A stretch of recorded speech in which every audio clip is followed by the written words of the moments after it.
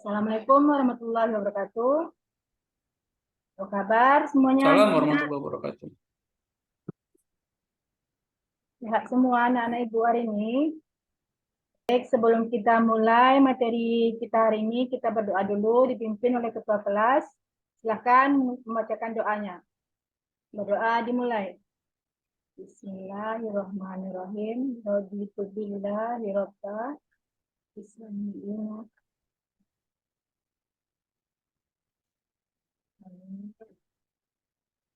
Ya, mudah-mudahan dengan kita berdoa, semua apa yang kita dapatkan hari ini bisa kita terapkan dalam kehidupan kita sehari-hari. Baik, sebelum Ibu mulai, Ibu akan ngecek kehadiran anak-anak Ibu semua dulu. Ada yang tak hadir hari ini anak-anak Ibu? Oh, ada tidak hadir satu orang. Satu orang kemana? Sakit. Oh, dah. Mudah-mudahan kita doakan teman kita yang sakit cepat sembuh dan bisa mengikuti pelajaran kita di kesempatan yang berikutnya. Baik, kita lanjut.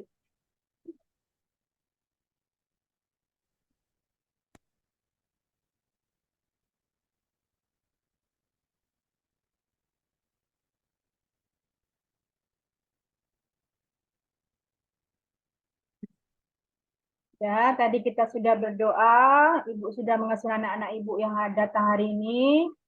Mudah-mudahan semuanya bisa mengikuti materi Ibu hari ini dengan berjudul tentang taharah bersuci dari hadas dan najis. Sebelum Ibu lanjut ke materi hadas dan najis, Ibu mau mengingatkan kembali, ada yang tahu apa itu tentang taharah? Ya, bersuci, bagus. Ada lagi yang lain? Suci dari hadas dan najis, bagus. Ya, semua pertanyaan itu bagus. Tapi akan Ibu ulang kembali, apa itu taharah? Taharah adalah taharah menurut bahasa artinya membersihkan kotoran, baik kotoran yang berwujud maupun yang tidak berwujud. Sedangkan menurut istilah taharah artinya menghilangkan hadas dan najis dari kotoran yang menyebabkan tidak sahnya ibadah yang kita lakukan sebelum kita membersihkannya dengan air atau dengan tanah yang bersih. Baik, kita lanjut materi kita yang dibahas hari ini itu tentang hadas dan taharah. Ada yang tahu anak ibu ini gambar apa? Ini gambar orang sedang mengambil wudhu. Ini gambar ketika seorang sedang mandi dan ini ada gambar ketika seseorang sedang bertayamum. Aktivitas yang dilakukan di dalam gambar ini semua adalah aktivitas yang dilakukan jika seseorang sedang berhadas. Yaitu jika dia sedang berhadas besar, dia harus melakukannya, membersihkannya dengan cara mandi. Jika dia berhadas kecil, cukup dengan membersihkannya dengan cara berwudu. Dan jika tidak menemukan air, ketika dia hendak membersihkan hadasnya, ia bisa melakukannya dengan cara bertayamum, yaitu membersihkannya dengan debu. Lanjut, pengertian hadas. Hadas dalam bahasa berarti kejadian atau peristiwa. Sedangkan menurut istilah syar'i hadas berarti kejadian-kejadian tertentu pada diri seseorang yang menghalangi sahnya ibadah yang dilakukan, seperti ibadah sholat dan ibadah tawaf. Hukum bersuci dari hadas itu, hukumnya itu wajib.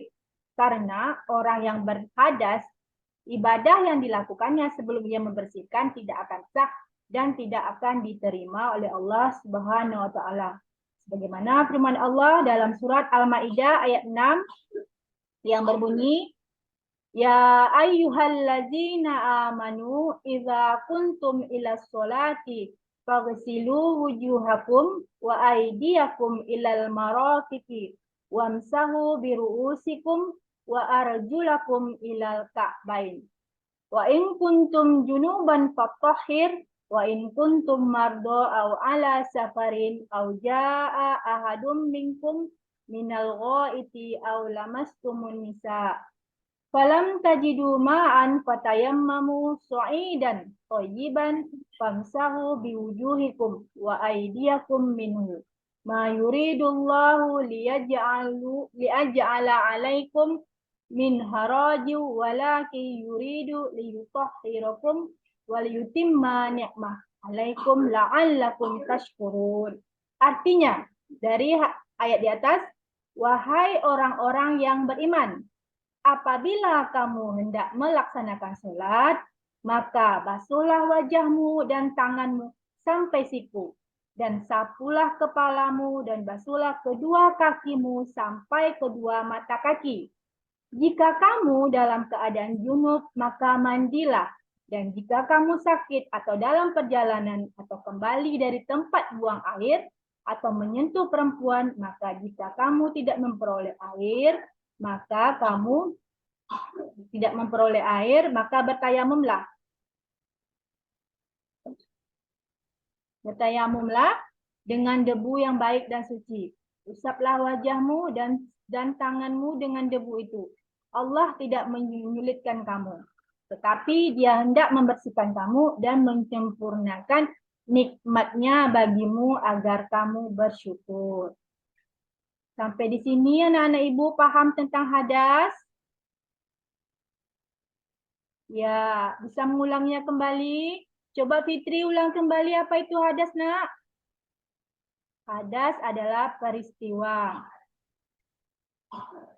Coba Angga, apa itu hadas? Ulang kembali, nak. Ya, bagus. Hadas adalah peristiwa.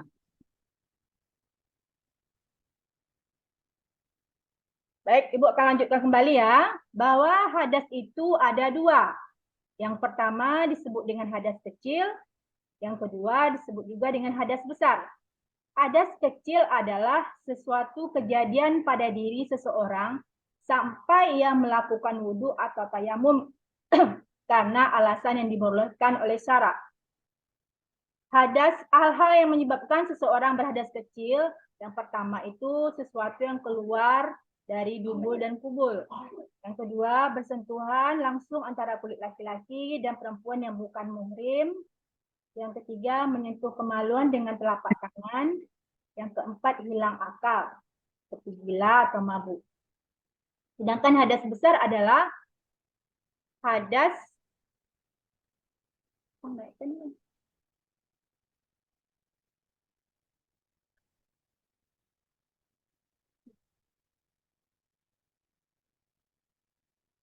hadas besar adalah hadas yang disucikan dengan mandi wajib. Ya, hadas ini karena besar itu cara membersihkannya harus dengan cara mandi, tidak cukup dengan cara berwudu.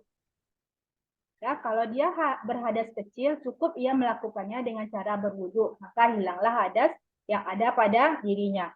Tetapi jika ia sedang dalam keadaan berhadas besar, ia harus mandi wajib terlebih dahulu. Apa-apa saja itu yang menyebabkan seseorang berhadas besar? Yang pertama yaitu seseorang perempuan yang ketika sesudah haid. Yang berikutnya keluar mani atau mimpi basah. Yang berikutnya itu meninggal dunia. Itu contoh-contoh atau sebab-sebab yang menyebabkan seseorang jika ia dalam keadaan berhadas besar, ia harus dan wajib mandi terlebih dahulu untuk menghilangkan hadas tersebut.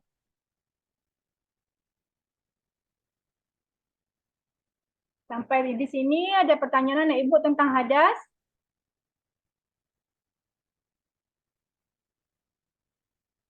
Paham semua anak ibu? Paham, baik.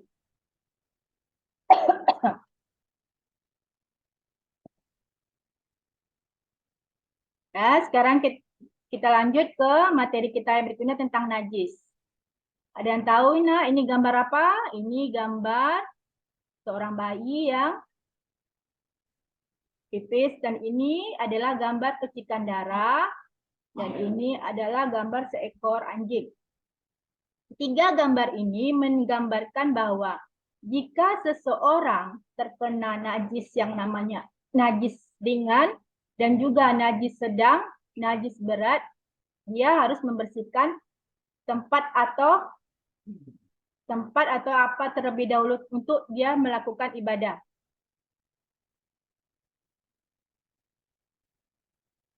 Baik, najis. Najis dalam bahasa artinya sesuatu yang mengotori, yang menjijikkan. Sedangkan menurut istilah, syarat najis adalah sesuatu yang datang dari dalam diri tubuh manusia ataupun dari luar manusia yang dapat menyebabkan tidak sahnya pakaian, badan, atau tempat untuk dilakukan beribadah. Macam-macam najis. Najis dikategorikan ada 3. Yang pertama disebut dengan najis ringan atau disebut juga dengan najis mukhaffafah. Yang kedua najis sedang atau disebut juga dengan najis mutawasitah. Yang ketiga najis berat. Ya, najis ini berat karena itu berat, itu cara membersihkannya juga berat. Yaitu yang disebut juga dengan najis mughallazah. Najis ringan itu contohnya yaitu air kencing bayi yang belum berumur 2 tahun dan belum makan selain air susu ibunya. Dan contoh najis sedang ini ada 2. Yang pertama juga disebut dengan hukmiyah, yaitu benda suci yang terkena benda najis dan masih bisa disucikan. Sedangkan najis hukmiyah adalah air kencing bayi yang telah mengering sehingga tidak meninggalkan bekas apapun, baik dari segi rupa dan tidak terlihat oleh mata dan tidak berbau. Baik, najis berat itu contohnya itu jika sesuatu benda yang terkena air liur binatang seperti anjing, babi, itu cara membersihkannya 7 kali dan salah satunya dicampur dengan tanah.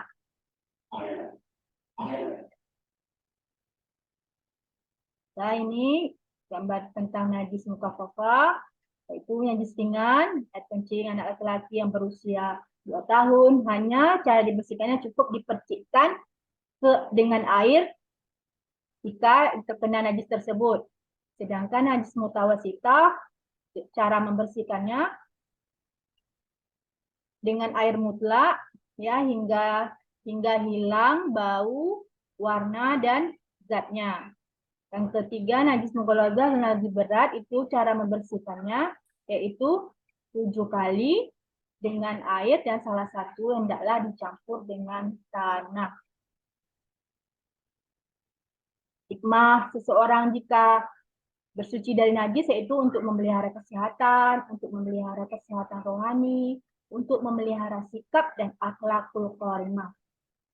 Dan kegunaan bersuci dari najis ini yaitu adalah merupakan syarat sah. Jika kita masih dalam keadaan atau tempat yang terkena najis, kita masih tetap melakukan ibadah di situ, maka sholat kita tidak akan diterima.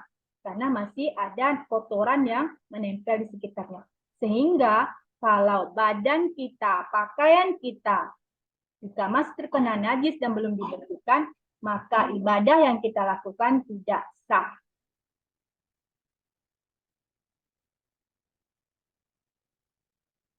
Baik, sebelum Ibu akan melanjutkan tentang perbedaan hadas dan najis, Ibu akan bertanya lagi.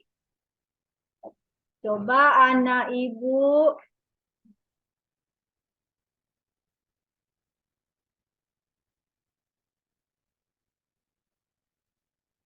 Ibu Ferdi, coba ulangi lagi nah, apa itu najis?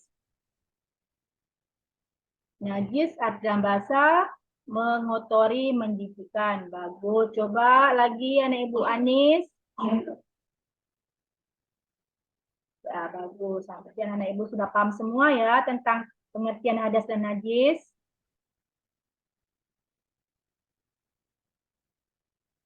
Oke. Dan untuk berikutnya kita akan Ibu akan membedakan apa itu perbedaan antara hadas dan najis. Kalau dalam segi perbedaannya itu yang pertama kalau hadas itu macamnya ada 2, sedangkan najis itu ada 3. Yang pertama kalau hadas itu disebut dengan hadas kecil dan hadas besar. Sedangkan najis itu disebut juga dengan najis ringan atau najis mukhaffathah, najis mutawasitah, najis sedang, dan najis mughaladzah, najis berat. Dan cara membersihkannya, kalau hadas besar, cara membersihkannya dengan wudhu, tayamum, atau dengan mandi wajib. Sedangkan najis dibasuh sampai hilang najisnya. Sedangkan jenis-jenisnya, kalau hadas kecil itu seperti buang angin, dan hadas besar seperti haid, nifas, dan sebagainya. Sedangkan najis itu contohnya itu seperti tinja, kencing, nanah, dan lain kotoran hewan dan lain-lainnya. Baiklah, untuk materi ini Ibu akan bagi anak Ibu kepada beberapa kelompok untuk materi berikutnya. Biar bisa anak Ibu kita praktekkan bersama-sama bagaimana cara membersihkan hadas dan najis jika kita terkena hadas dan najis. Mungkin hari ini sekian dulu dari Ibu. Mudah-mudahan dengan kita mempelajari hadas dan najis ini anak-anak Ibu paham jika anak-anak Ibu dalam keadaan berhadas dan bernajis, terlebih dahulu kita harus membersihkannya. Jangan kita langsung sholat aja dulu. Jangan kita langsung melakukan ibadah aja terlebih dahulu. Tapi kita harus memeriksa sekeliling kita. Apakah pakaian kita sudah bersih? Apakah tempat kita melakukan sholat itu sudah bersih? Contohnya jika kita mau melakukan sholat, sedangkan sekitar kita misalnya ada kotoran cicak, itu kita harus bersihkan terlebih dahulu. Karena kotoran cicak juga termasuk kepada najis. Dan mungkin dari Ibu sampai sekian dulu untuk hari ini. Ibu akhiri dengan Assalamualaikum warahmatullahi wabarakatuh.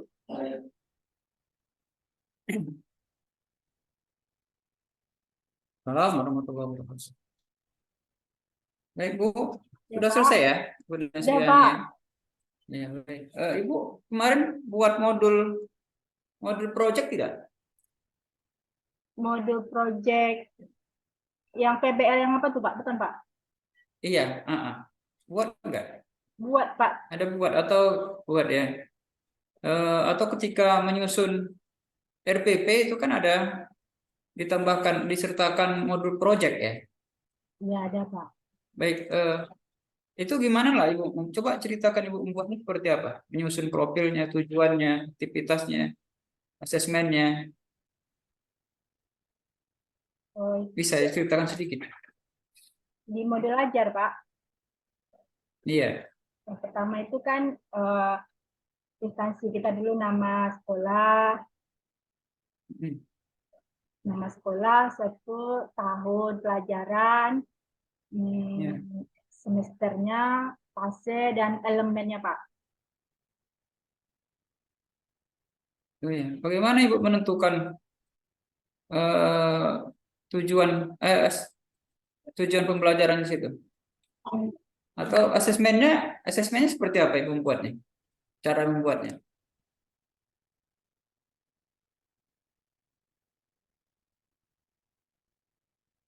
Asesmen, Ini contohnya. Nah, ini tentang toharo ya. ya, Pak, tentang hadas dan Ya, hatinya juga, Pak. ya. Ya, baik. Ibu rancangan pernah membuat rancangan penelitian? Pernah melakukan penelitian FTK, tindakan kelas? Yang PTK tuh, Pak. Iya, PTK. Pernah melakukan penelitian tindakan kelas enggak? Yang Merancang. yang selama ini kan cuma sebetulnya kan kami Pak baru tahu yang ini kan Pak tentang PTK, istilah-istilah itu. Jadi memang baru belajar juga ini Pak namanya Pak. Iya, Di oke, Bu. sekolah ya tidak ada, Belum ada ya. belum ada Pak. Baik, Ibu. Ya, sekarang kita masuk kepada eh, tahap kedua. Tadi tahap pertama itu peer teaching, penampilan mengajar ya. Baik, yang wawancara sekarang atau ujian lisan. Pertanyaannya sesuai dengan apa yang ada di rubrik ya, rubrik nilai yang kemarin kita posting di grup. Baik, Ibu sebelum membuat perangkat pembelajaran, baik RPP ataupun nanti ataupun modul ya, modul ajar kalau di apa kurikulum Merdeka itu ada beberapa aspek atau beberapa aspek yang perlu dilihat sebelum kita membuat RPP ya, sehingga kita ketika menyusun tujuan pembelajarannya tahu, kemudian menggunakan strategi apa, kemudian eh, menggunakan media apa, kemudian itu sebelum menyusun itu ada hal yang perlu kita lihat, kita pertimbangkan. Coba Ibu sebutkan dulu apa yang mesti kita pertimbangkan sebelum menyusun RPP tersebut.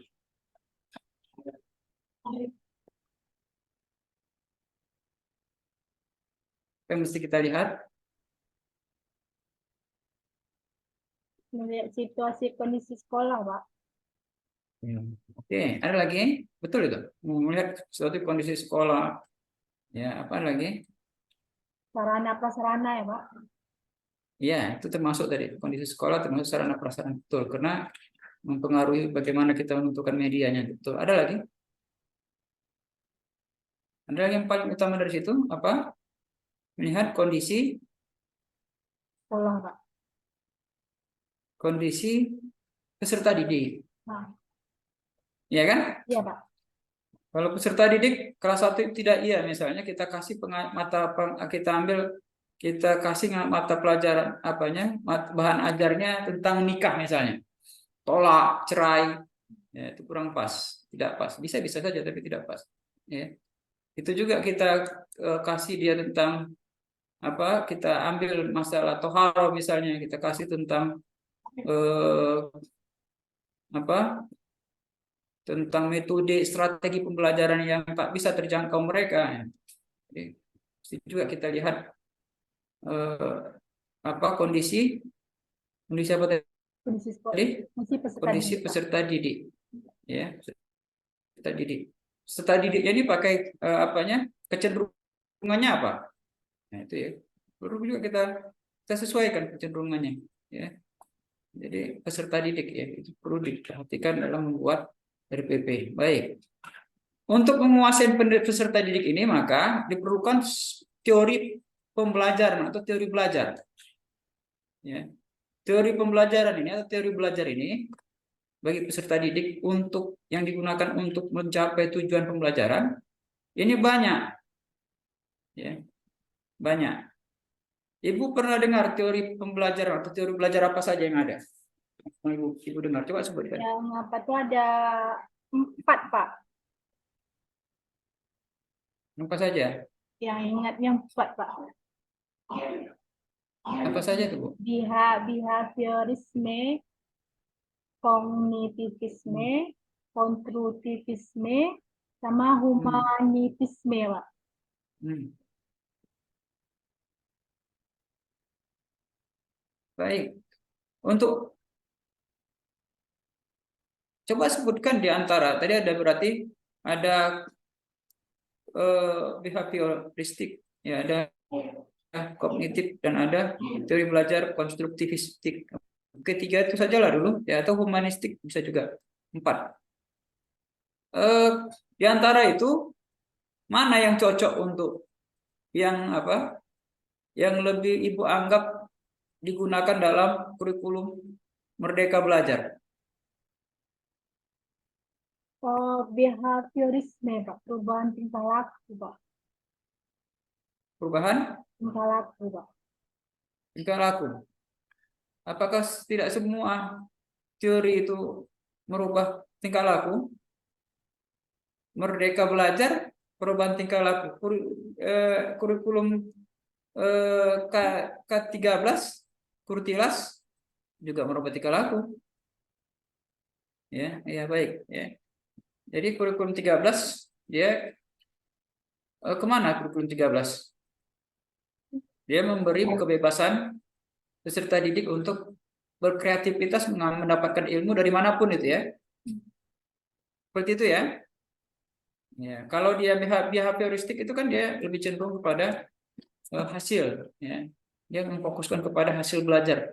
Tak penting proses, yang penting hasil belajar. Ya, Baik, pertanyaan berikutnya, Bu.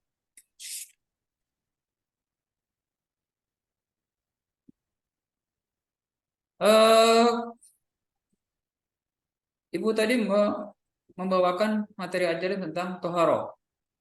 Coba Ibu sebutkan tujuan pembelajarannya apa? Tujuannya Pak untuk menganalisis Analisis.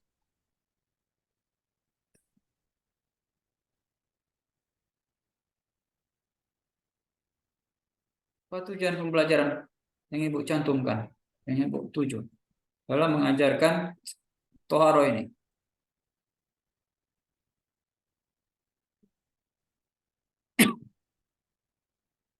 eh, tujuannya Pak eh, biar siswa tahu bagaimana tata cara bersuci dari najis serta membangunkan pola hidup bersih dan sehat dalam konteks kehidupannya sehari-hari.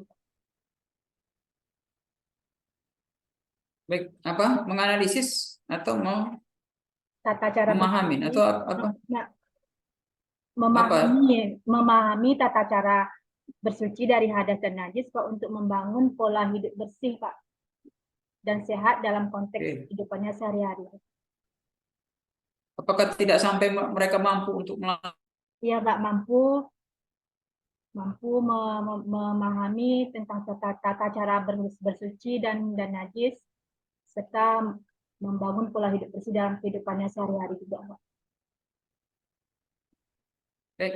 Indikator apa yang Ibu pakai untuk mengetahui keberhasilan tujuan pembelajaran ini? Indikator apa yang Ibu lihat baru Ibu katakan tujuan pembelajaran ini tercapai, berhasil. Siswa bisa menjelaskan Pak pengertian hadas sama najis serta bisa mengetahui bagaimana tata cara bersuci dari hadas dan najis. Serta siswa Nah, juga tadi bisa tadi apa? Siswa bisa menjelaskan Pak pengertian hadas dan menjelaskan. najis. Oke, berarti itu memahami. Oke, terus apa lagi? Siswa bisa mempraktekkan cara membersihkan hadas dan najis. Mempraktekkan. Baik, cukup. Ya.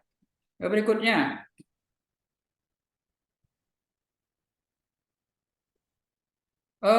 ketika Ibu mengajarkan ini, Ibu berapa lama menjadi guru fikih di madrasah tersebut? Di madrasah, Kalau ngajar sebelum fikih berapa lama? jam pelajaran fikih Pak, 1 jamnya. Ngajar ngajar nggak ngajar ngajar ngajar fikih ini udah lama, berapa lama kira-kira? Belum, Pak. Karena kami di situ, Pak, karena yang ada sertifikasi, jadi diambil sama sertifikasi itu, Pak. Iya, udah berapa lama Ibu ngajar fikih? Ada beberapa lama, berapa kali? Kalau sekarang ini saya sebetulnya mengajar Al-Quran hadis, Pak.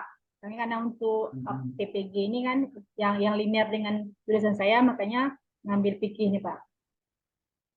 Tapi sebelumnya sudah pernah belajar mengajarkan fikih? Belum, Pak. Belum. Belum. Nah, jadi kok bisa fikih yang Ibu ambil? Maksudnya kan yang linear sama jurusan saya kan cuma fikih nih, Pak. Ibu dulu jurusan? SHI sebutnya, Pak. Syariah, Pak.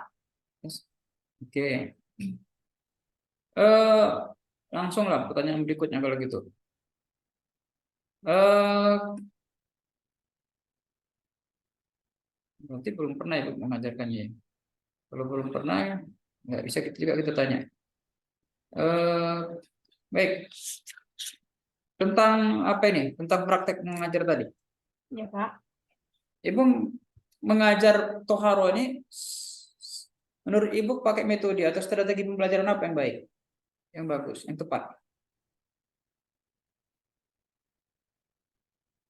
Ceramah bisa, Pak, sama praktek, Pak. Praktek. Ceramah bisa. Mana yang paling tepat antara ceramah dengan praktek? Atau seperti apa? Digabungkan kedua-duanya, Pak. Yang kedua-duanya. Baik. Media yang Ibu ajar, media yang paling tepat untuk mengajarkan ini, Toharo ini media apa? Media Itu Pak media sekarang ini apa nih Pak? PPT apa nih Pak? PPT. Nah, Ada lagi yang lain?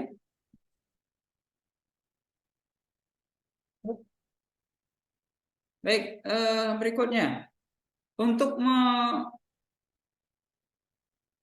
menumbuhkan daya kritis atau daya atau pola pikir siswa, ya, ketika ibu mengajarkan dalam eh, materi Toharo ini, bagaimana ibu memunculkan atau membangun daya pikir atau daya kritis siswa, daya pikir siswa agar mereka apa namanya berpikir tentang permasalahan-permasalahan mudah, mudah berpikir, mudah menyelesaikan tentang permasalahan-permasalahan yang timbul, kemudian dan mudah memahami serta bisa melakukannya. Bagaimana ibu menurut ibu bagaimana membangun daya kritis mereka, daya pikir mereka dalam belajar Toharo ini? pertama siswa diberikan pertanyaan pemantik Pak. Pertama, mengapa materi Toharo ini penting dalam kehidupan kita?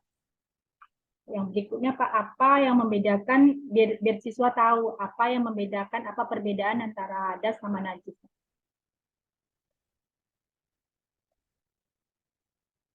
Nah, itu aja.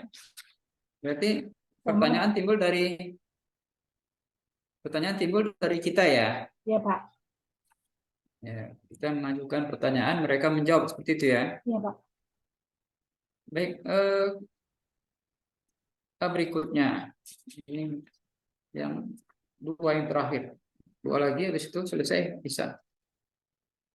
Tentang materi ajar, Ibu mengajarkan tadi tentang Hadas, toharo. ya, Ya, yang hadas dari hadas dan najis. ya. Nah, ya. Ada seorang yang buang angin, itu bersuci dari buang angin. Caranya adalah berwudu. Ya. Kenapa tidak dengan membersihkan tempat angin yang keluar?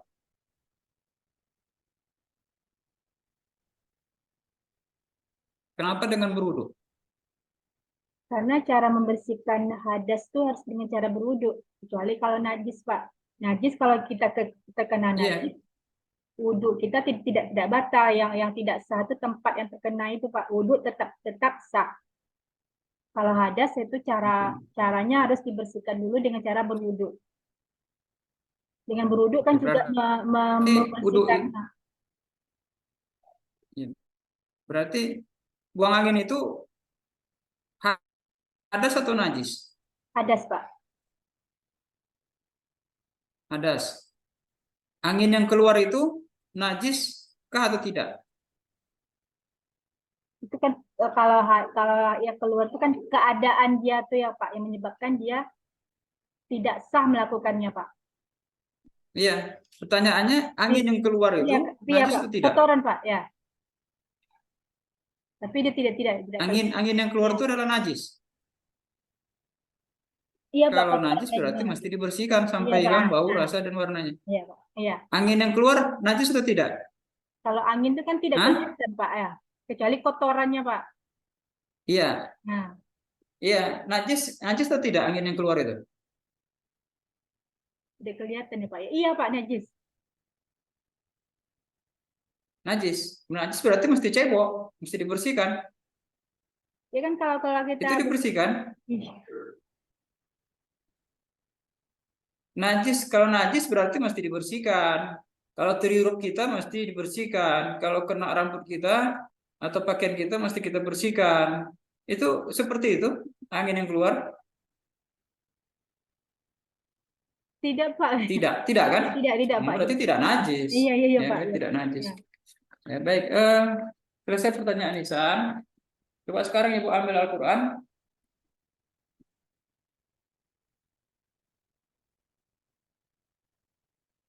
Pak. Buka halaman. Buka Al-Quran surat Hud. Food Pak. Hud, ya Hud.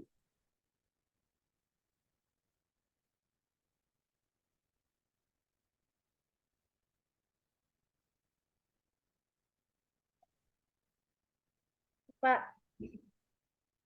Sudah? Belum Pak, belum jumpa Pak. Food. Habis. Food itu Surat ke juz 12. surat ke belas. Oh, iya. Sudah Pak. Sudah? Sudah Pak. Baik, coba cari ayat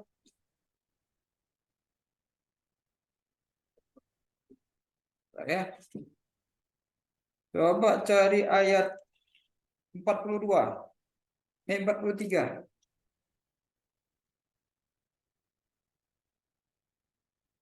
Ketiga ada Pak. Silakan baca, Bu. A'udzu billahi minasyaitonir rajim. Bismillahirrahmanirrahim. Qala sa'awi ila jabalin ya'simuni minal ma'. Qala la asimal yawma min amrillahi illa man rahim. وهال بينهما الموج فكان من المغرقين. Ya, cukup. صدق الله العظيم. Sekarang Ibu ambil kertas. Coba ambil kertas sama pena.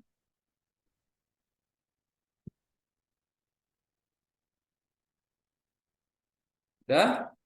Pak, Coba Ibu tulis. Coba arahkan dulu kameranya ke kertas dan pena tadi. Nggak usah kertasnya diarahkan, tapi kameranya diarahkan sedikit gitu. Penting ada yang nampak. Ya, laptopnya, layarnya diarahkan sedikit. Nah, oke lah, boleh. Nah, coba saya bacakan. Ibu tulis ya. ya Pak. Ya, siap ya. Baik, silakan tulis. Ihdinas siratal mustaqim. Ihdinas siratal mustaqim.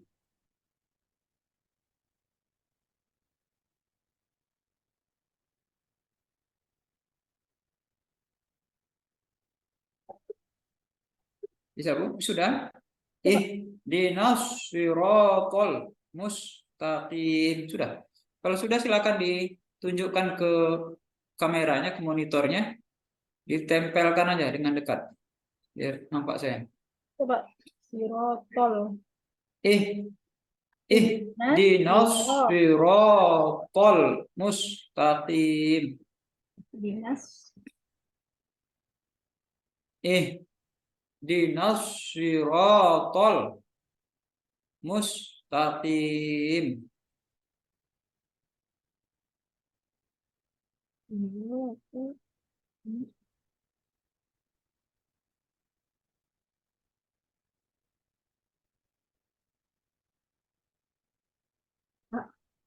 Ya, diangkat, ya, tunjukkan.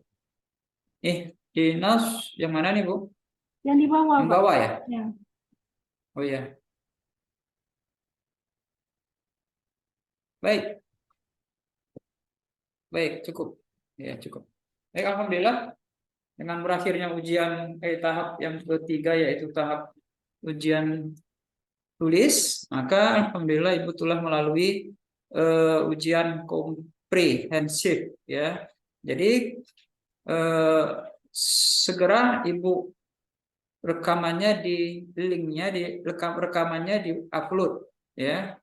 Di-upload ke YouTube atau ke Drive, kemudian linknya ditulis di LSM. Ya, Pak. Ketika Ibu masukkan tulis linknya di LSM, maka keluarlah menu nilai nanti untuk saya memberi penilaian. Dan itu nanti pun setelah Ibu memasukkan linknya ke LSM, maka Ibu diakui oleh pusat sebagai bukti bahwasanya Ibu telah melakukan ujian komprehensif. Jangan lupa rekamannya, Bu ya. Ya, Pak. Linknya dimasukkan ke kemana? Ke Ke YouTube atau ke LSM. LSM. Iya. Baik, kita semoga dapat yang terbaik dari dari Allah ya. Amin, amin, Pak. Kita tutup dengan hamdalah alhamdulillahirabbil alamin. Ya, terima kasih Bu ya. Sama-sama, Pak. Sama ya. Oke, saya permisi duluan. Iya, Pak. Ya. Assalamualaikum. Waalaikumsalam, Pak. Bentar.